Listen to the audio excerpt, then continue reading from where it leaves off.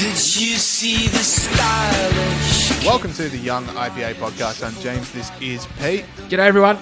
It is the 6th of October. This is episode 188. Fun show coming up. Two very, very good interviews that I'm looking forward to. Well, I've already heard them because we did them and they were good, but I'm looking forward to people out there listening to them. So first up, we've got Tim Wilson, obviously friend of the IPA, Tim Wilson MP. His new book is The New Social Contract, which you can buy now at select bookstores and it's widely available online. We're going to be talking to him about the book, what it means in the time of coronavirus, how to talk about free markets and classical liberalism to a new generation, and a lot on home ownership. So, I don't know, it's a really good book. People should go out and buy it. Very good interview as well. So, it's also a good listen. We've also got Senator Claire Chandler from Tasmania. Last week on the show, we talked about her battle against the Tasmanian Anti-Discrimination Commissioner. The complaint has now been dropped, which is good, but there's still a whole lot of free speech issues around what went down. And obviously the chilling effect that if they can go after a senator, there's a lot of regular Tasmanians that might just feel a bit less confident speaking their minds on some controversial issues. So we're going to be talking about all that and a few other free speech stories as well. So two really top class interviews, if I do say so myself, Pete. Yeah, no, really great to speak to a couple of rising stars of the coalition in Tim and Claire. They were really good chats. Give them a listen. The thing I'm looking forward to the most in this episode, James, is what I think is the state of the art, the piece de resistance, the thing that kids will be studying on their English exams many years from now, hopefully. Britain's Excel spreadsheet. What's that, sorry? I said Britain's Excel spreadsheet. Is that the state of the art thing we're going to be talking about? That is not the state of the art thing we're going to be talking about. I did a very funny tweet on that last night, which at this point has no likes, so disappointing, painful to bring that up. No, what I was going to talk about was the apology letter for the fake racism thing. So I won't give away too many details because we're going to talk about that in the second half of the show, but I believe it to be the state of the art. Yeah, it is very good. All right, so, but we do need to start off with the biggest story in the world, possibly this year, and I don't know, it's definitely one of those where you remember where you were moments, but Trump got COVID. So, like, I don't even know what to say about it. It is one of those stories where you just sit there, you get, like, the message, you just go, whoa, and then it's you don't know what comes after that. Like, it's just a big, like, well, we'll see what happens. Yeah, when you say where were you moment, it's like, because it's 2020, everyone was on their device. That's how they found out. That's how you find out about stuff like this. Yeah, I was leading Wickham to glory on Football Manager when an NBA reporter actually was the first person I heard about it from. Like, just a little tweet pops up. I'm just like, wow, these guys are getting good. I'm going to check the timeline on that because I'm pretty sure that it was during work hours that Trump came out and said he had COVID. So we will check up on that, James. But I was online and my first reaction was, of course he does.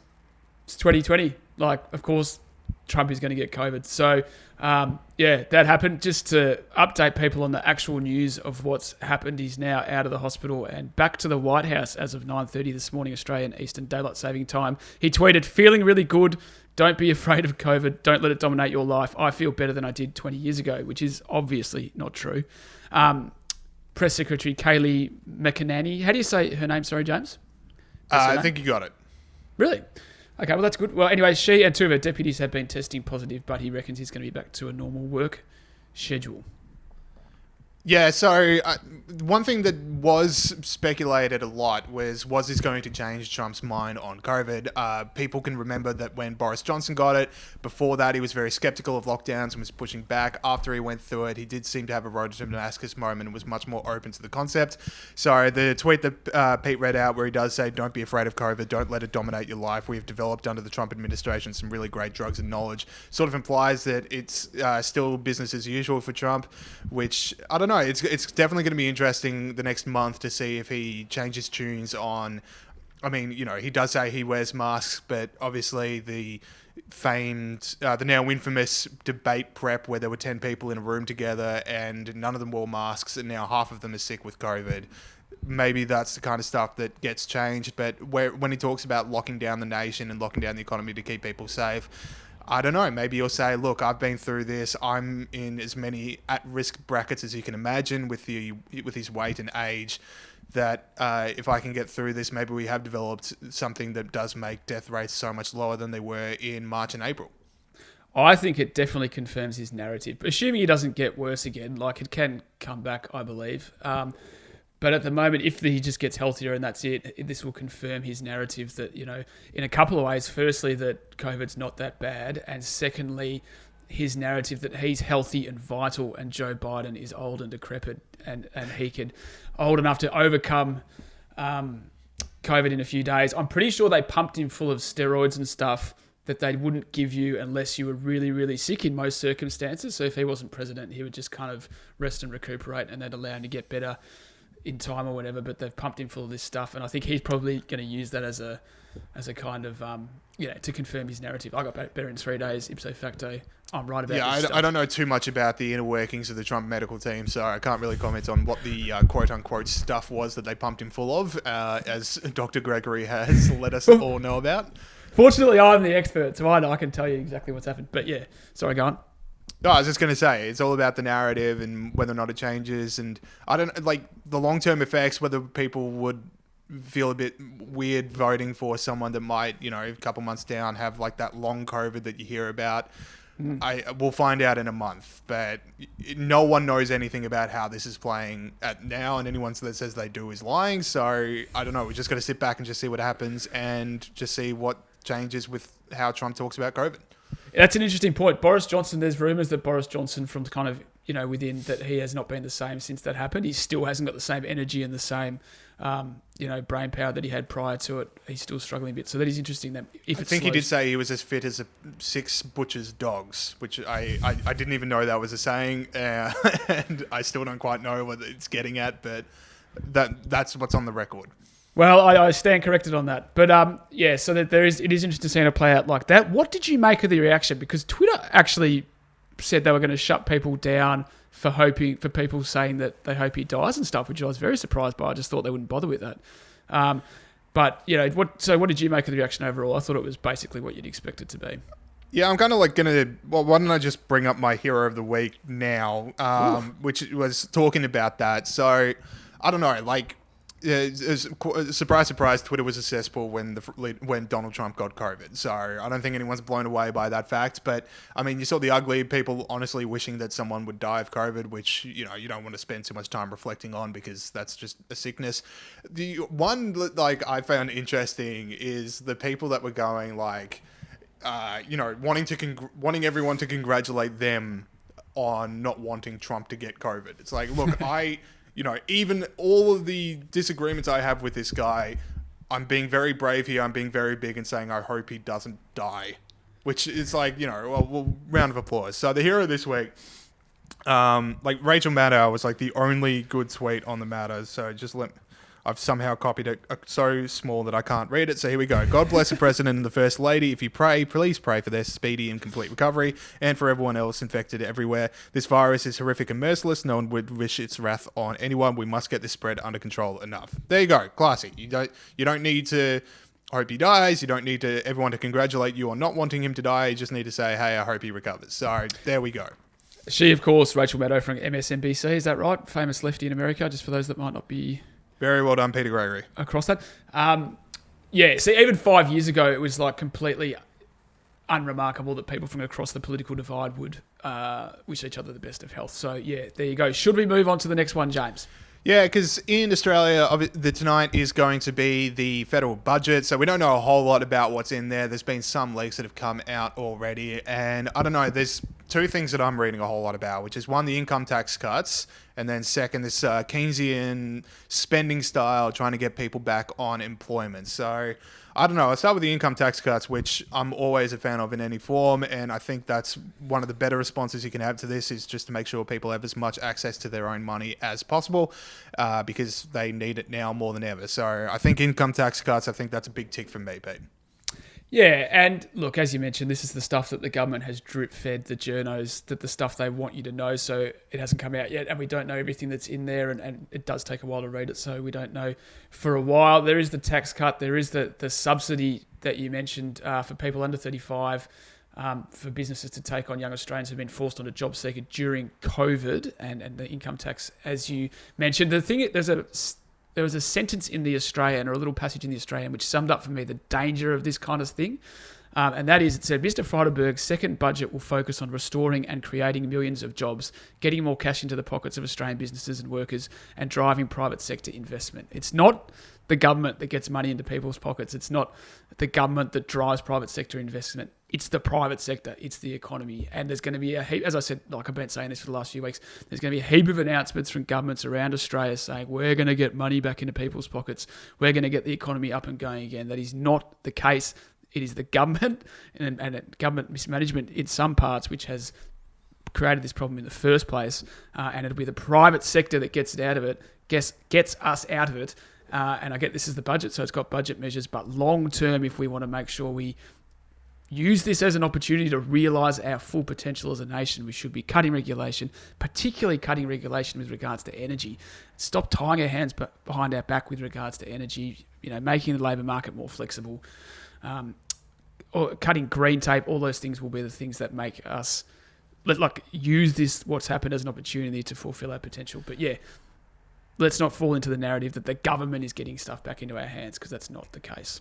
And the problem with these employment programs that get people employed is that if the market isn't there for that particular job, or like the long-term sustainable, it's not like long-term sustainable within a company to have this person on this job that's being subsidized by the government, then eventually when that subsidy goes, that person becomes unemployed. So I don't know, it kind of in a way just kicks a can down the road on the long-term unemployment costs. And it might even be worse if a person's then trained for 2 years or so in a job that is unsustainable, then 2 years later becomes unemployed. As I deal with hay fever, so if anyone's watching and just saw me wipe my nose, don't worry. But He's got it. Yeah, me and Trump, we were in that room together. I was part of the debate prep team. But where was I? So, they're going to be unemployed and then trained up in a job that they might not be able to satisfy for another company. So, I don't know. It's a long way to go. And again, we don't know a whole lot of the details, but what we do know is that another podcast that the IPA does, the IPA With You, which I know a lot of our listeners listen to, and I know a lot of whole people all around Australia are listening to, is doing really well. The IPA With You are going to be going live tonight, immediately after Josh Frydenberg's speech, and they're just going to be reacting to the budget, reacting to the measures. They'll obviously have access to a lot more information than we do right now. So it's going to be a really good show. I'm looking forward to watching it. So the IPA With You, listen to it. Exactly right. Get on to that tonight. Now, I'd like to make just one more point about this, James. To take up your point about the cost of this is being pushed down the road. It's for this measure, we're going to get under 35s back into work. That's all well and good, but it's under 35s that are going to be paying back this stuff for the rest of their lives and their children. And it's going to be a $1.1 trillion debt ceiling after this one. It's been rumoured in the budget. So all these measures that people talk about and young people go, oh, that's great, it's helping young people and older people, but young people primarily will be paying that stuff back. All right, James, ABC pay rise. Talk us through it. Last week it was announced ABC staff would vote against a pay freeze, so a move to defer their annual 2% pay rise for 6 months. So this was recommended by the government. Can you please defer your pay rises? A number of most public service organisations agreed to having a pay freeze this year. Services Australia, Centrelink, the Department of Health and the Department of Social Services, who have all been on the front line of the response to the pandemic, have had a pay freeze. Not the people at the ABC, James. What do you think? I think we're all in this together, Pete. I think just, the whole nation, we're getting around each other in this time of crisis, and everyone is on the line together.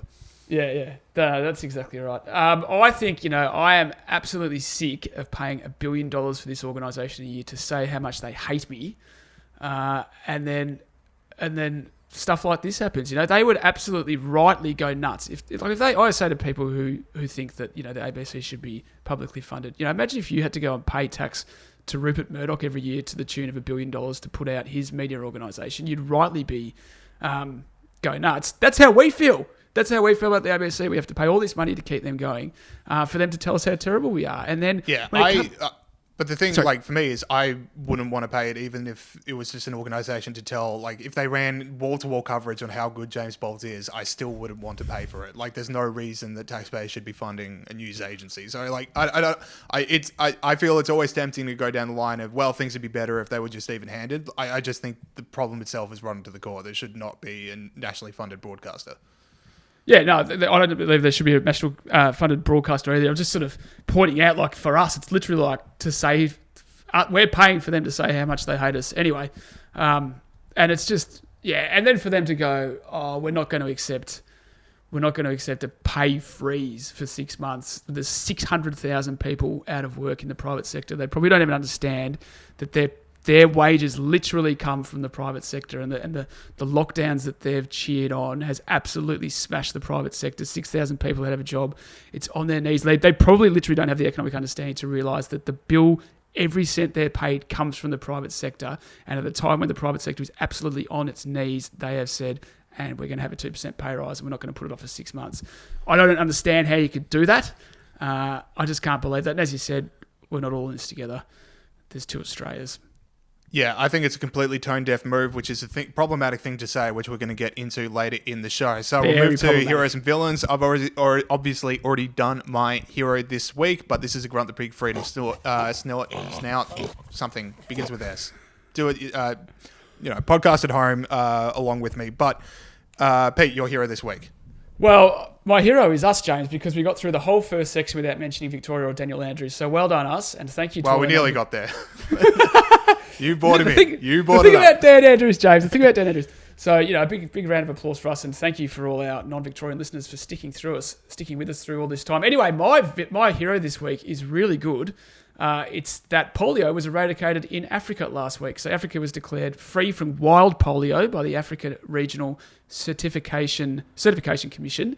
In 1996, there were 75,000 cases across the continent. Nigeria was the last country to eradicate it a couple of weeks back, because more than 95% of the country has now been immunised. Only Pakistan and Afghanistan remain as the countries where there is still polio. Now, one of the reasons why it was difficult for Nigeria why it was the last country to eradicate it in Africa was because there's a lot of war and conflict in Africa. In Nigeria, and to get to 95% of Nigerians immunised, frontline relief workers had to take a lot of risks. 95% of frontline relief workers are women in Nigeria, and they had to take a lot of risks to get people in remote, dangerous locations immunised. So in a terrible year, frontline workers in Nigeria who are immunising people against polio, you are my absolute hero this week. Congratulations. Now, James, before we move on, we were meant to mention that speaking of heroes, James and I last night were on Northern Vibe, a podcast by Matt Maloney. He's located up in Cairns in far north Queensland. It's called Northern Vibe. It's about primarily the push in far north Queensland to have a new state up there. He's an awesome bloke. Check out the podcast. Check out his interview with us. It was an awesome chat. Give it a listen. James. Genuinely one of the most fun hours I've had for a while, and I'm very glad that I've already been offered the role of Governor General in this new state, which I plan to use, so that would be awesome.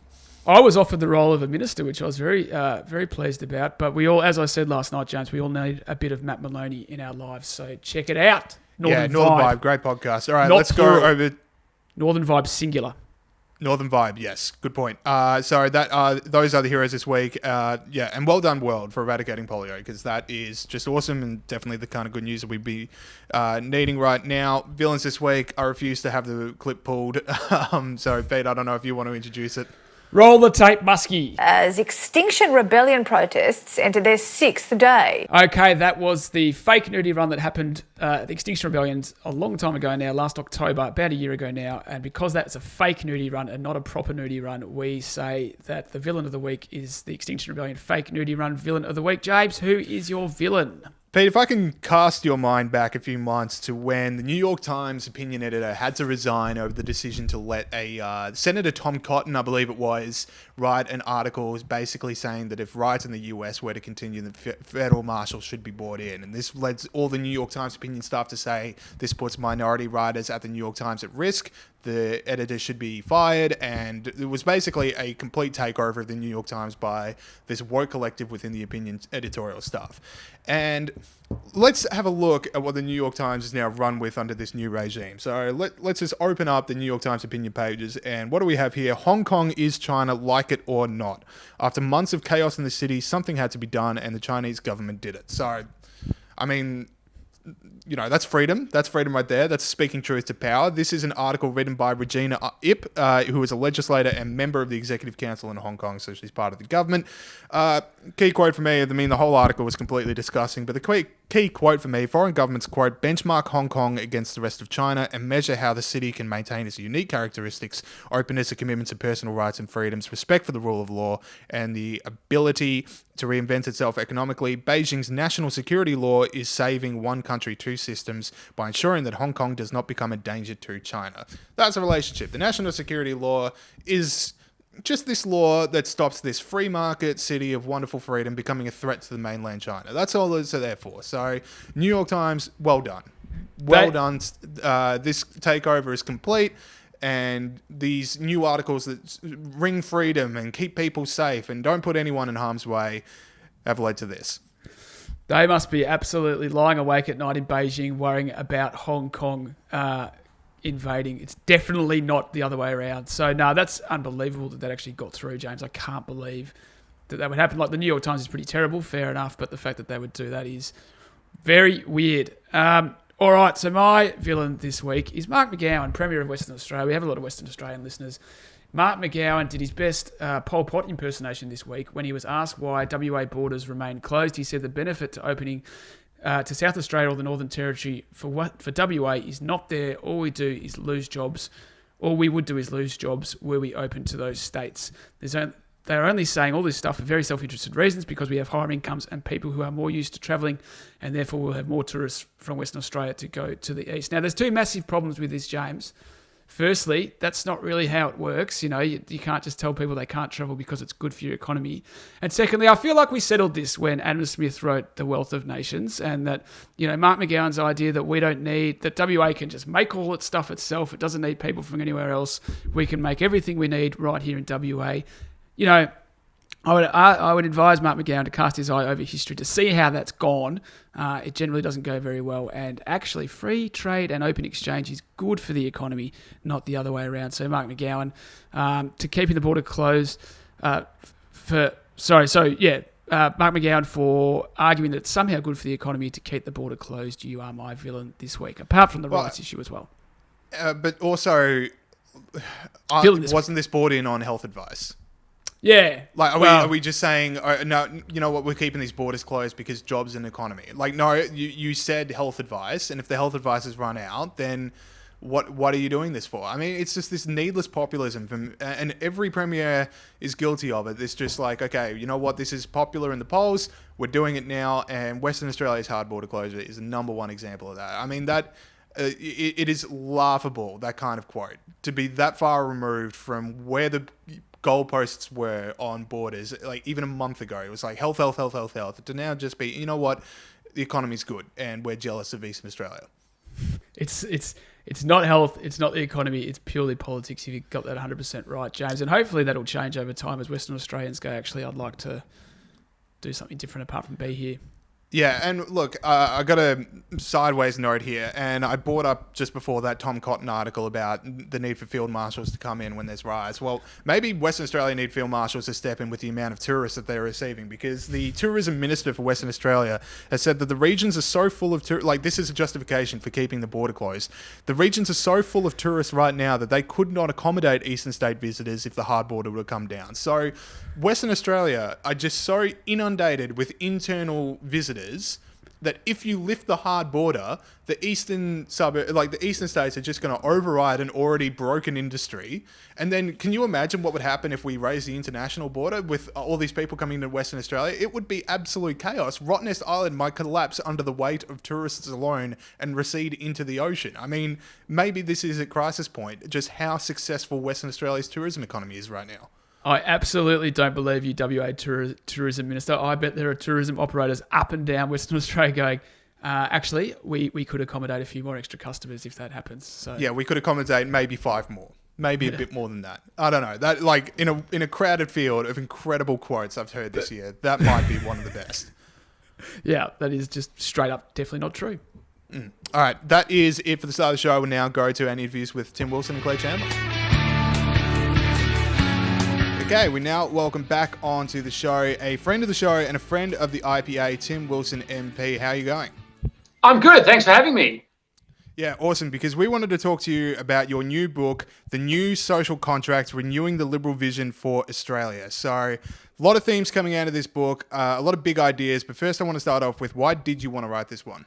So I wanted to write it because I wanted to give clarity to people who are on the centre-right of politics about what they should be focusing on, what increases their chances of electoral success, but also to really kind of try and provide an alternative narrative of some of the issues that are floating around in society at the moment. What we've got, the largest voting demographic in Australia today is between the ages of 18 to 35, and they need a voice on issues, particularly around housing affordability, so that they buy into the liberal ideal, the classical liberal ideal of a society that empowers individuals, that's built from the citizen up and comes from a society and an economy based on ownership and property, not falling for the false con of socialism and everything it promises but fails to deliver. Tim, it's called the New Social Contract. We don't, as far as I know, talk about the social contract that much on the centre right. It's more a concept of the left side of politics. What is the social contract and how does it need to be updated? Well, it's actually not a concept of the centre-left or the centre-right. It's one of political theory, which is the idea that people have an expectation about what they get from governance and what binds us all together. And one of the things that's really unique about Australian liberalism has always been an understanding that government has a job to protect our rights and our freedoms and a free society. And so the point of the book is to say, actually, social contract changes over time. David Kemp and his Dr. David Kemp, friend of the IPA, has written a 5-part volume on the history of Australian liberalism and made the point that when liberal ideas first came with European settlers, there was a social contract that was expected then around protecting people's rights and freedoms. It's evolved over time, it's adjusted, but it's about basically making sure the structures in society broadly meet the aspirations of its population. And that changes with demography and circumstances. And I guess the point that I want to make in the book is the foundation very much of a liberal social contract is the idea of a society built through individual empowerment, from a society built from the citizen up, and one where people have a sense of ownership, and particularly around home ownership as an investment in the country and the success of the nation. Yeah, I want to talk about home ownership soon, but you brought up young people before, and I think this is why I was so glad to read this book, was because there's so many movements happening around the world because young people in, you talk about the US and the UK and even here in Australia, are starting to feel that they're priced out of the market on everything they want, and they don't feel the same ability for economic mobility that previous generations have felt, and that leads to people like Sanders becoming really influential in the US and people like Corbyn in the UK. Now, ultimately, both weren't made leaders, but do you see a similar movement happening in Australia in, say, the next 15 or 20 years of someone from a very socialist wing of Labor or the Greens becoming that far, becoming so close to becoming a leader? Well, Sanders and Corbyn were a reflection of the backwash of the global financial crisis, where decisions were made by government, Republican and Democrat, where they made decisions around who got the benefits of the consequences of measures after the GFC. And the point I make in the book, the same is also true with Jeremy Corbyn, is that when you have an economic crisis, the impact is unfairly felt by young people. That's resolutely true in the COVID-19 pandemic.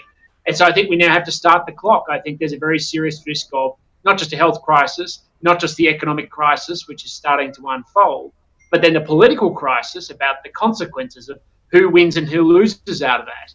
And I wrote this book before COVID-19 and raised the concern that these things were about a decade away. Now that COVID-19's here, I'd say it's probably about 5 years away. And this is the most disturbing thing. In the UK and the US, they ran to unreconstructed socialists from the Cold War who were baby boomers. So it's got obviously nothing to do with individual identification, young people voting for young people. It's the insane ideas, the lies that they put out there that have become alluring to young people because they don't feel like the current system is working for them. Tim, The housing market makes up a big part of your concern. Now, at the launch of this book, which is on YouTube if people want to check it out, you spoke about how home ownership was central to Menzies' idea of how he saw Australia. Beyond simply being just a good economic move to buy a house, what is the relationship between home ownership and how we see Australia? Well, home ownership is many things. Yes, it has some sort of financial benefit, and that's true in your working life and also in your retirement. But it also has a cultural dimension. It changes your perception about what you see as important. You get an investment or a stake in a status quo, so you then have an interest in conserving the existing society. It's a foundation which you can leverage to build up things like small business. So Sir Robert Menzies talked about how it turned little platoons into little capitalists. But it's also that general sense of security in the world and the basis in which you build confidence. It's also the foundation of people's nationalism. If you have an investment in the nation, you want to conserve it, but you'll also then want to defend the nation and the system that we have in place. So it has so many different benefits. And one of the biggest concerns I have is that younger Australians are being locked out of home ownership for lots of reasons. It's not just the things that people normally talk about. And that's why it's got to be central to public policy, because it's basically whether our society conserves itself. Yeah, because the stat that really gets me about this is that the only age group that has experienced a rise in home ownership in the last 30 years is the over 65s, and even then it's only in the top quintile of income distribution. So the situation is really grim, and I know a lot of people, we've got a lot of young listeners. Obviously, I have a lot of young friends who are just feeling like they're probably never going to own a home. So what policy solutions can we come up with that's going to even that out a bit? Well, firstly, we shouldn't buy the lie that young people won't be able to buy their own homes. It's just getting harder, and the job of responsible governments is to change that. And there are so many things that we can do. One of the biggest problems we have is the gap between income and the cost of buying housing. In 1980, it was about 4 times the average income. Today in Melbourne, it's 9. In Sydney, it's 11. And there are a lot of factors that are driving that. Regulation is a big one. The Reserve Bank did a study recently looking at the cost of building a new apartment in Sydney and found a third of the cost came down to essentially zoning regulation. Loose monetary policy, so pumping more money into the economy to keep it afloat. Because we live in a globalised economy, the cost of goods that are traded internationally can't go up to reflect inflation, so it's going into fixed assets that aren't as easily traded, housing. So getting the Reserve Bank to be more prudent. But changing tax is a critical part of it, particularly around stamp duty, because it stops people trading housing. And of course, there's in fact, encourages people to hold on to it even when they don't need it, which only inflates supply. So, and of course, building new housing is a critical part of that conversation as well. So there are so many things we could do to dramatically reduce the cost of new housing, to give young Australians a sense of hope. And of course, the other big one is from the first day you work, you're forced to save for your retirement, often 50 years into the future. Yet the average age people buying, or Australians buying homes, is in their mid-30s. And the compound benefit they get is then over about a period of 50 years of their life if they own their own home. It's absurd that we prioritise superannuation savings ahead of saving to buy your own first home. So reprioritising that will help solve a lot of those problems. That's a great point you make about superannuation there, Tim. We saw heaps of people access their superannuation during the little hiatus we've had over the last few months. Do you reckon this is a way that the Liberal Party can, resonate with younger voters, this idea that we can make it easier for you to buy a house? Is that a way that the Liberal Party can attract some of that support and maybe divert it from the socialist type end of things? Well, I think it is, and that shouldn't be our motivation, but that's a nice side benefit, particularly if you're a Liberal parliamentarian like myself. But it's really just about getting our priorities right. You know, liberalism as a political ideology is anchored in empowering as many Australians to be able to realise out their life and their ambitions for themselves. And so what these sorts of reforms would do would actually make it easier for young people to get ahead, easier for them to get a job, easier to buy a home, easier for them to found a family, and easier ultimately to put themselves in a long-term position of economic, social, and political health. and it's good for the country too. So I think if you speak to young people about the issues that are confronting them and their concerns and address them through good policy, yeah, you're probably going to win votes from them too. You brought up compulsory superannuation before getting in the way of people owning a home. Would you end compulsory superannuation? That's sort of the focus. I think what we should be doing is reprioritising it and saying at the moment you're forced to start saving for your superannuation, your first job, so 18, and then you start saving 1/10 of your salary from that moment on until you retire. Whereas you don't actually get the benefit of that for about 50 years. Whereas the average person starts or buys their own home much younger. So if we make that pathway easier to encourage home ownership, then you'll get the benefit not just in your working life, but in your retirement as well. And in fact, the biggest leading indicator of poverty in retirement isn't your superannuation balance. It's whether you own your own home. And one of the most disturbing trends we're seeing is many entrenched interests, particularly in the Labor Party and the trade union movement, who then want to take your retirement savings, build housing, which you then rent off them or yourself, because they don't want you to own your own home. They want a culture and a society built on dependence. And that's anathema to everything that anyone who believes in the liberal democratic path should believe in. Tim, one of the things I found really interesting about the book was that it situates Australian liberalism in the British, American and European tradition, but also explains what is distinctive about Australian liberalism or Australian liberals. What is distinctive about Australian liberals?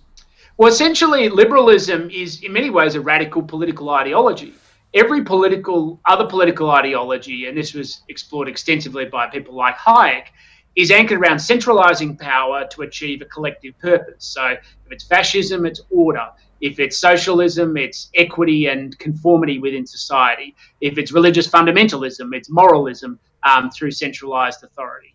Liberalism is against that. It's in favour of essentially a classless society where everybody's able to live out their lives and realise their ambitions. The difference between Australian liberalism and, say, for instance, the derivatives in the UK or the US is it was never really rebelling against anything.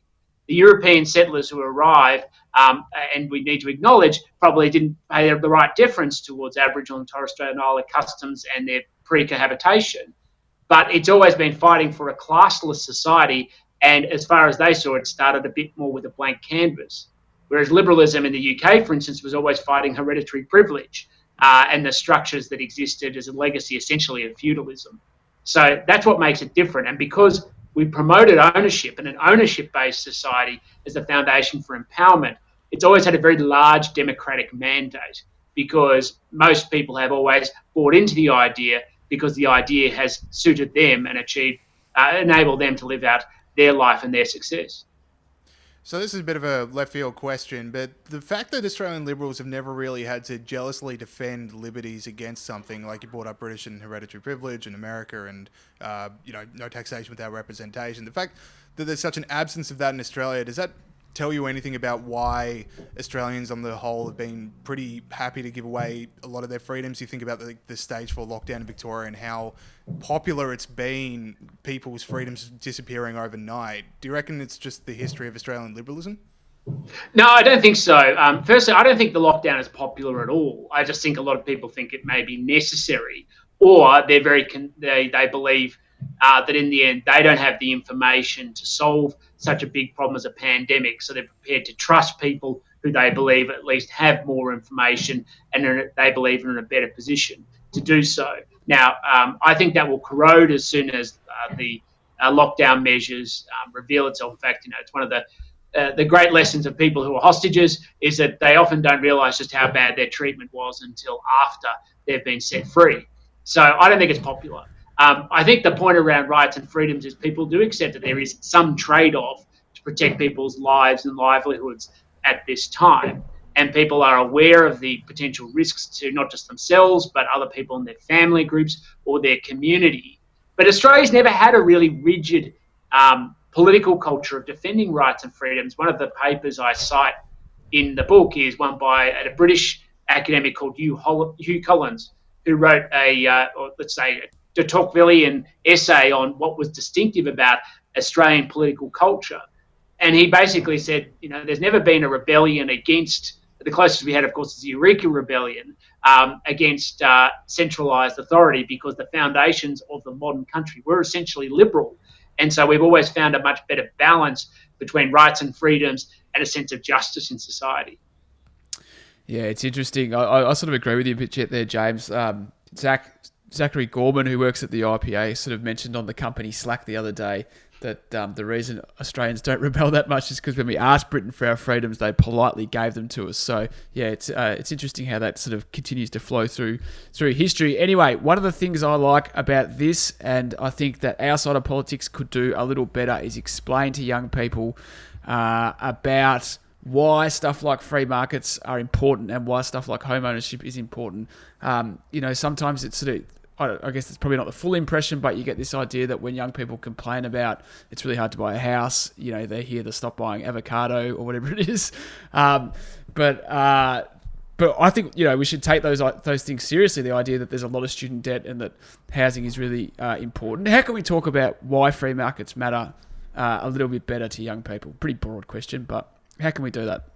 Well, I think it comes from understanding what the point of free markets is, and in fact what liberalism itself is, and that it's anathema to systems or political systems or economic systems designed to empower centralised authority, or politely, people like me who are in positions of responsibility. The critical thing about liberalism and free markets as well is that it's all focused on empowering individuals to take responsibility and decide their own lives. We decentralise political power through voting and through federalism, so giving power to competitive forms of governance rather than through monopoly Canberra. We distribute economic power through providing people the freedom to choose how to live their own lives and to be able to earn their own income and spend it as they see fit, and for the competitive market to work.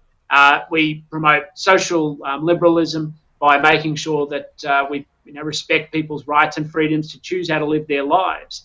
So it's all about decentralising power, and I think what we've got to ultimately do is talk about it in the context of freedom and responsibility. And I think that's a really important part, is the freedom to choose with the responsibility of the choice. And if you make that argument, there are lots of economic arguments about why free markets are more efficient and everything else. But as I say in the book, making an argument that something's better because it's more efficient rarely wins the day in terms of an argument unless you're an economist. It's actually got to be a moral argument, which is you should be able to decide how to live your own life. The trade-off is there are consequences where you've got to accept responsibility, the good and the bad. And that's one of the great successes or great opportunities of life. And Jordan Peterson, of course, has spoken extensively about this and found a massive connection with young audiences, because what he's talking about is choice and responsibility. Tim Wilson, the book is The New Social Contract, Renewing the Liberal Vision for Australia. It's available online. If I was allowed to go in a bookstore, I could verify if it's available in bookstores as well. Select. I'm sure it is. Select bookstores. So yeah, New Social Contract. Read it. It is a really good read. Tim, thank you so much for your time. Thanks, guys. Have a great day. Okay, we now welcome on to the show Liberal Senator from Tasmania, Claire Chandler. Claire, how are we going? Pretty well, thanks. How are you guys? Very good. So, Claire, we talked on this show last week about how it looked for a while there that you were going to be brought before Tasmania's Anti-Discrimination Commissioner based off an article and then an email that you had written. So we want to talk about all the themes there. But first off, what was it like finding out about this, and what was the process of receiving them and the dialogue that you had back and forth? Look, to be honest, it didn't feel great to get that phone call from my office 4 weeks ago now, while I was up in Canberra during one of our Senate sittings, and I was just waiting to go into the chamber actually on a division when someone from my office rang me up in Canberra on my mobile and said, "Oh, we've just had a call in the Richmond office from Equal Opportunity Tasmania. They say that you need to give them a call back, and you do, knowing what Equal Opportunity Tasmania is like, you have a think back onto all of the issues that you've been talking about recently." And I was pretty sure I knew exactly what a complaint was going to be about, but gave them a call, and then they sent a letter through outlining the complaint that they had accepted against me. like you say, based on an opinion piece that I wrote in the Mercury newspaper back in July and subsequent email correspondence that I had with a constituent who quite politely contacted me and wanted clarification on my views. I provided that clarification and the complaint just rolled on from there. So not a great feeling when you receive a piece of legal correspondence like that, but at the same time, I thought, well, this is the sort of thing I got into politics to fight for free speech. And so I certainly didn't waste that opportunity. A few hours later, I went into the chamber and under parliamentary privilege outlined exactly what the complaint made against me consisted of. So and the process just rolled from there. Claire, so you mentioned what happened there. There was also, so it was a complaint about an email you'd written to a constituent. Am I right in saying that you were also warned by Equal Opportunity Tasmania to not say anything that was insulting or offensive to the Commissioner herself? Is that correct?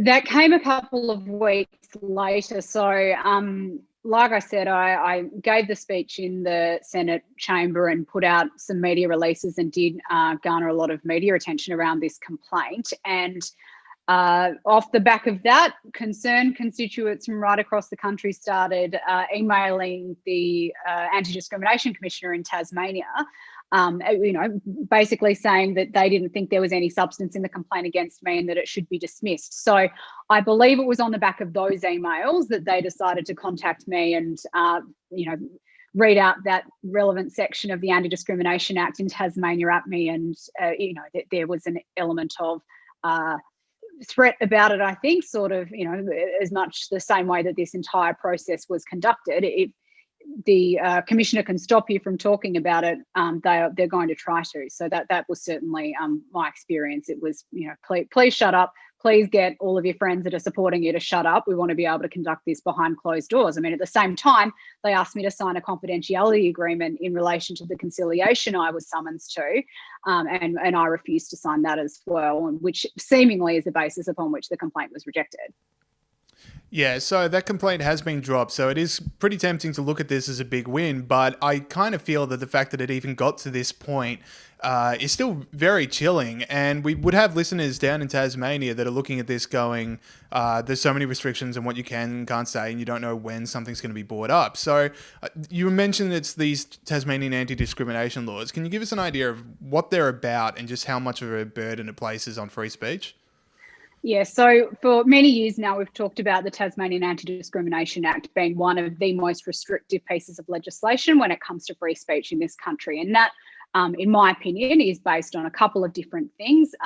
First and foremost, the fact that there is a section in the Act which makes it an offence to insult, offend, humiliate or harass someone based on a set of attributes, which is similar to what we see in the Sex Discrimination Act or the Racial Discrimination Act federally. But the issue with the Tasmanian legislation is that the number of attributes that you can possibly do that on is incredibly large. There's a list of, at least a dozen attributes that you can possibly offend someone on the basis of. So where I apparently tripped the act here was offending somebody on the basis of gender identity.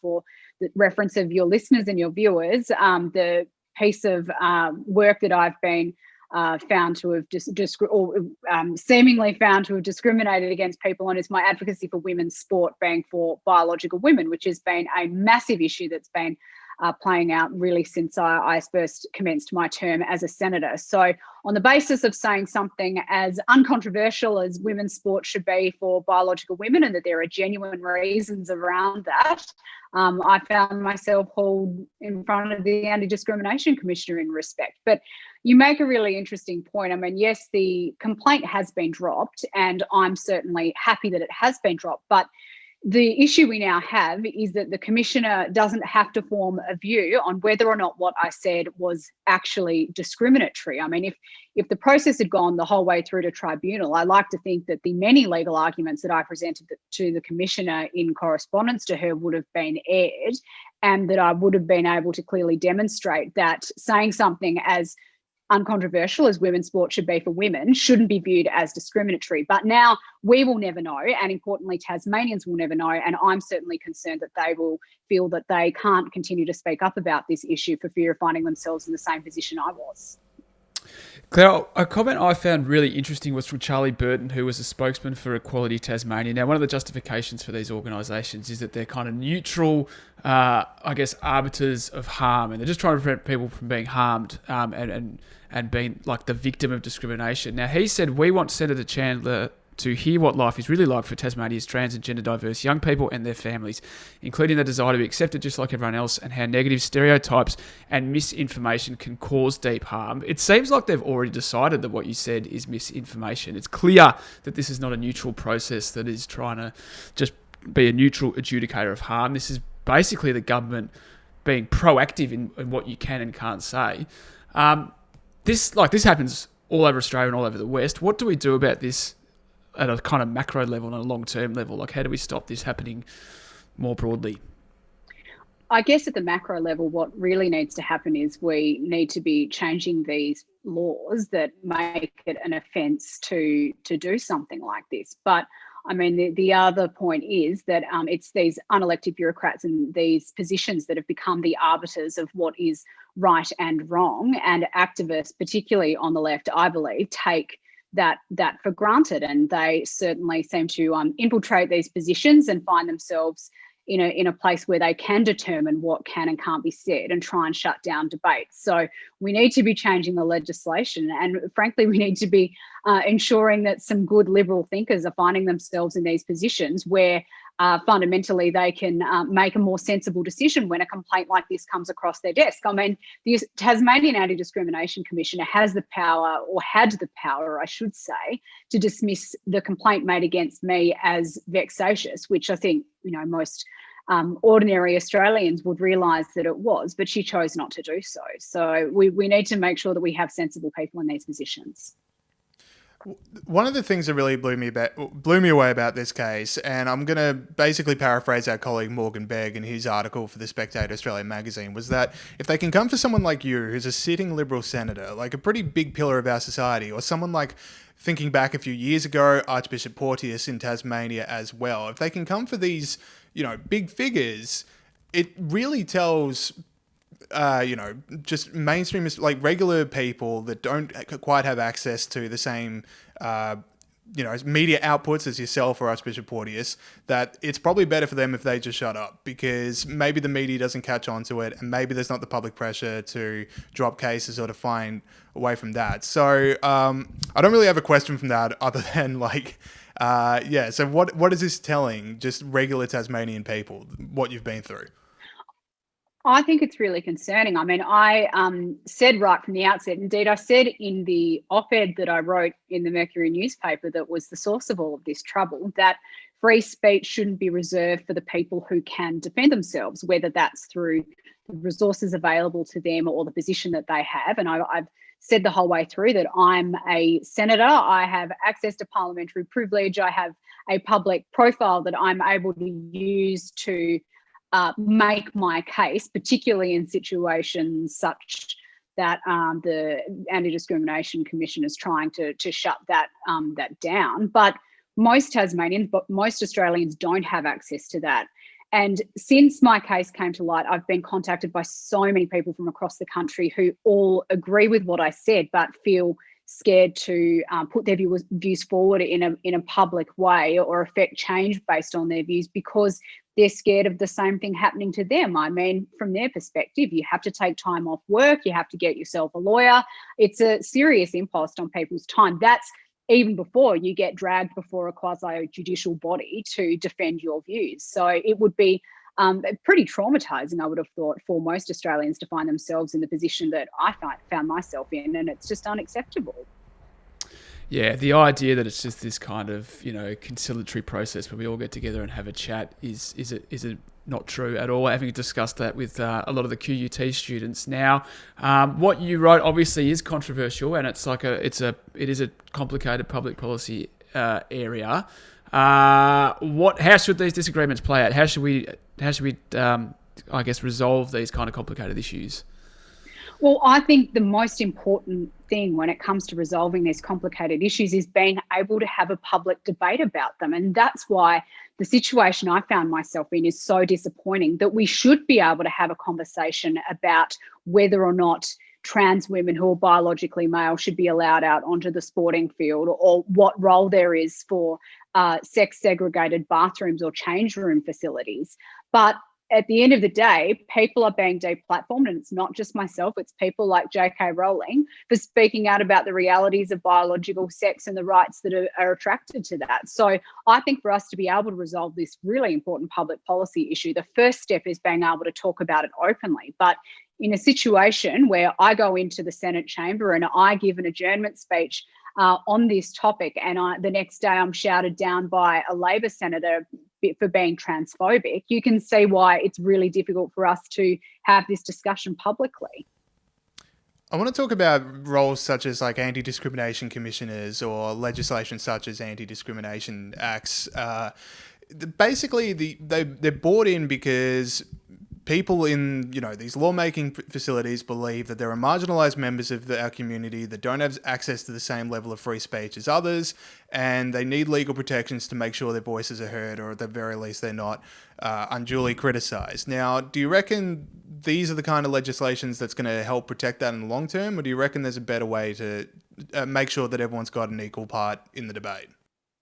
Well, like I say, if you have free speech and everyone feels comfortable and respected in being able to have a grown-up conversation about these issues, you shouldn't really need pieces of legislation to dictate what people's speech is. And one of the really confusing things I found about the situation I was in was that I'm an elected member of parliament. I'm very accessible. My phone number is public information. My email is public information. There's nothing stopping someone who disagrees with me from contacting my office and saying, I disagree with Senator Chandler, I want to have a sit-down meeting with her. And, most of the time, if it's a reasonable request, then I will take that meeting. So it is very confusing when you think about, that whole idea of being able to have a full and frank and honest debate about these issues, particularly in a situation where I'm an accessible and, public person. So, yeah, very confusing.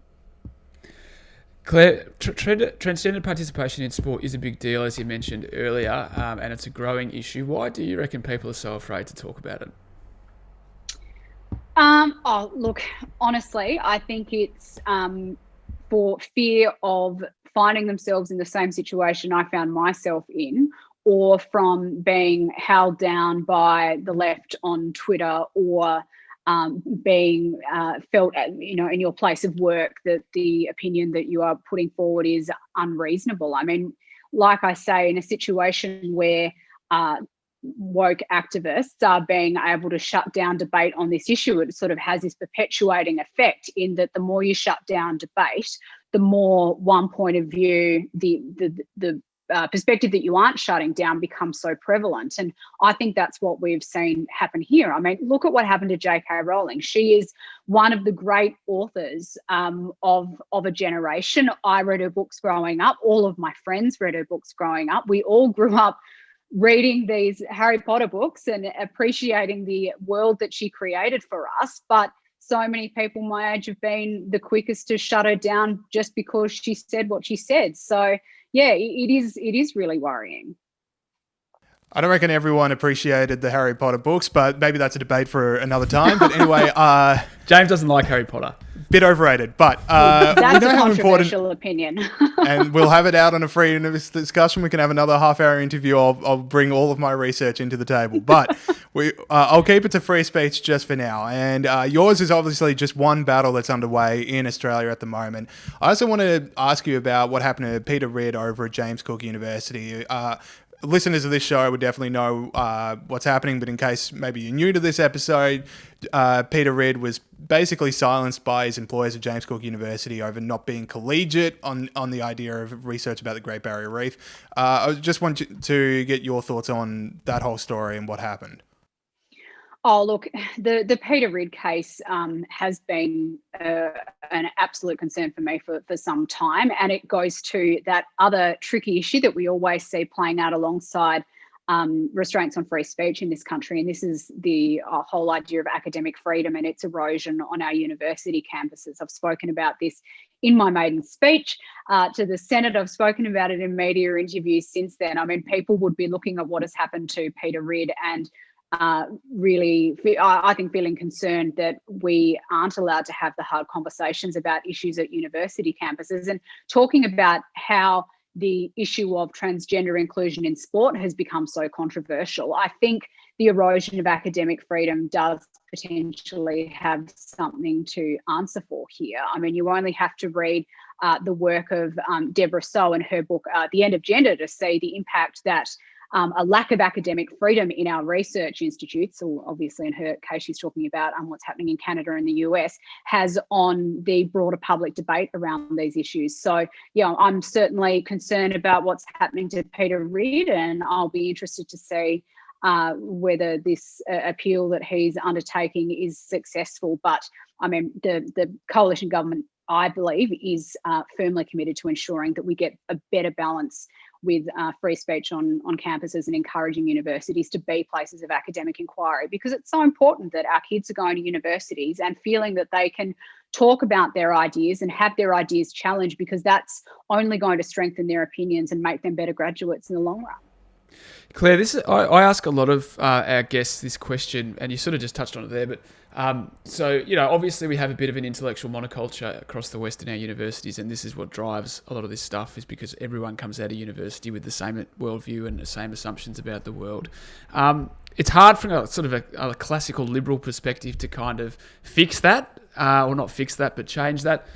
Do you have any thoughts about how we might be able to do that, get better balance at universities, more just a wider view, so students hearing a wider view of viewpoints?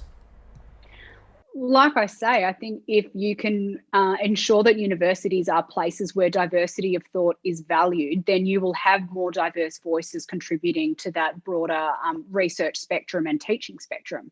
I mean, my experience at university was quite typical of most young conservative Australians. I suspect there weren't many lecturers at university that shared my world viewpoint. Fortunately, when I went through, I just used that as an opportunity to strengthen my views and make sure that that I was confident in the way that I thought about the world. And I certainly think I came out at the end a better liberal for having challenged myself in that respect. But yeah, like you say, there is a concern that students are only getting taught one side of the coin, or even just one view in a spectrum of views. So if we can ensure that universities are places that foster academic inquiry and encourage students, academics, to have a broad range of views, then that exposure should, I hope, in time ensure that we see this more views being promulgated at our universities and this end to this monoculture, like you say.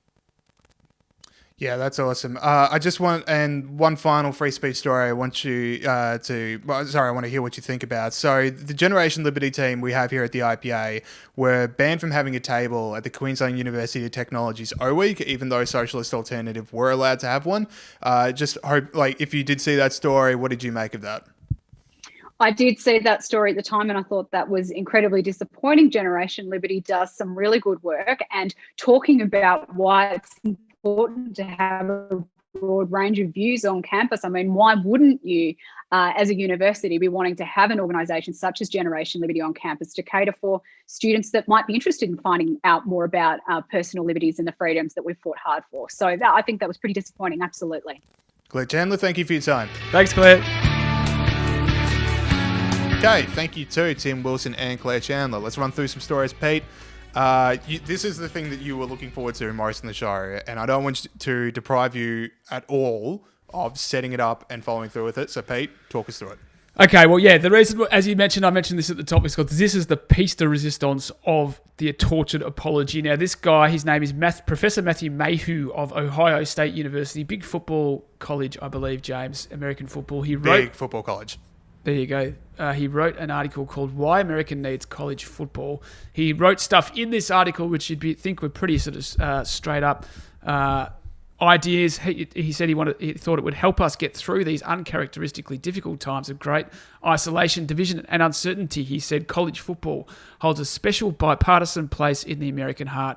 And he said that community values that underscore higher education and, by extension, America itself are present in college football. So this basic idea that sport brings us together as a community and, and help us have things that connect us, even though we have different ideas about politics. Well, he was forced to write an apology. I think the next day he used the same headline, which was Why America Needs College Football, Part 2, and then he wrote, "It doesn't. I was wrong, and even worse, I was uninformed, ignorant, and harm-inducing." And what follows is 800 words of the most torturous apology you could possibly imagine. He said, "I'm struggling to find the words to communicate the deep ache for the damage I have done." Didn't seem like it. It was a very long piece. And the highlight to me was... He found enough words. He found more than a few words. He found the words. He goes, "What can I do to unlearn patterns that hurt and harm black communities and other communities of colour?" So obviously he's got a pile on because American football's racist, apparently. And the apology, as I mentioned, is just so torturous. It's got this whole vague, I will learn, I will do better thing, but also it's racist and drains people's energy to ask how I can learn. There's these ideas that don't exist, like whiteness and blackness and all the lingo and all the doublespeak. And as I said, this is what people will be studying in a few years' time on their Year 12 English exam when they're talking about this era. Do yourself a favour, find it. James, what do you think?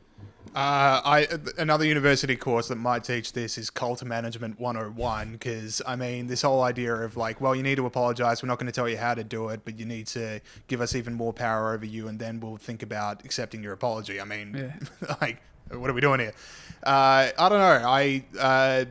Maybe it's a bit easier for people involved in college sports to think of athletes as property, considering that they don't pay the athletes at all. So maybe it's not that far of a leap for him. But I don't know. I would just say to people that are pushing critical race theory and identity politics and stuff like that, the idea that athletes are white property, if you're after people's hearts and minds, probably don't try and make them feel guilty for watching sport, because it's not exactly going to want to make people... it's not going to make people want you to win. Yeah, and obviously it's completely stupid. There's heaps of... One of the, if you're going to talk about economic problems that faced by African Americans in America, one of the few areas where they do really well is professional sport. It's the way out of the ghetto for a lot of African Americans. And even people who don't play... African Americans who don't play professional sport, they still love professional sport, and it is an area of unification or whatever you want to call it. But yeah, it's just... This stuff's just crazy. It's just bonkers. And this guy, I feel like he's a bit naive, because even the idea that to go out and write this article about how football's going to bring us together is a pretty naive article idea anyway. But I feel like he didn't know what was coming, and he's been absolutely stitched up. And we're making fun of him, but he's probably a bit of a victim of all this as well. I don't think he owned... I don't think he's been the aggressor on any of the decisions he's been making for the last couple of weeks. So I think a lot of things have been forced upon him. Now, I want to move on because... earlier in the show, I mentioned that tone deaf is now problematic. This is why. So Darren Walker is the president of the Ford Foundation, trustee of the National Gallery of Art over in the US. Got himself in a bit of hot water. Don't know exactly who from, but he felt the need to tweet out an apology for using the phrase tone deaf in an interview. He said, "I used the term tone deaf inappropriately and out of context from its literal definition. I am deeply sorry for using this ableist language and apologize to the millions of people with disabilities and the disability community." Now, as someone that absolutely can't sing, part of me is glad that the tone deaf people are able to get some sort of representation in the world these days.